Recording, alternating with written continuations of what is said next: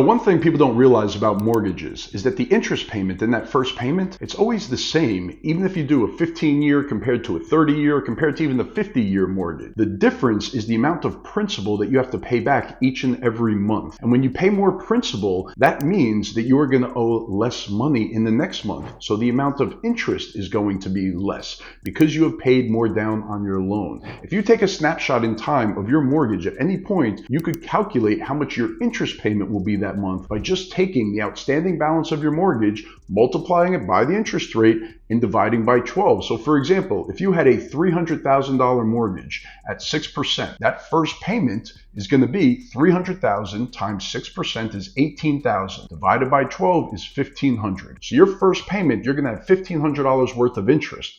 But if it's a 15-year mortgage, then you're going to have a lot more principal tacked on to that $1,500. Where if you do a 30-year mortgage, then you pay less principal. If you do a 50-year mortgage, then it's even less principal that you're required to pay because you have a longer time period to pay it back. So now, by paying more in that 15-year mortgage, then in the second month, you don't owe $300,000 anymore. You're going to owe less because you paid additional to principal, right? With the 30-year, you haven't paid as much towards principal, so there'll be more interest due because you owe more money in that second month. And then for the 50-year mortgage, you've paid only a very little bit of principal, so the interest amount is still going to take up a larger portion of that mortgage payment because you barely paid anything down. So accelerating your mortgage payments by getting rid of your mortgage faster, all you need to do is throw more money at the principal, which in turn is going to make you owe less interest each and every month along the way because you're reducing the outstanding balance.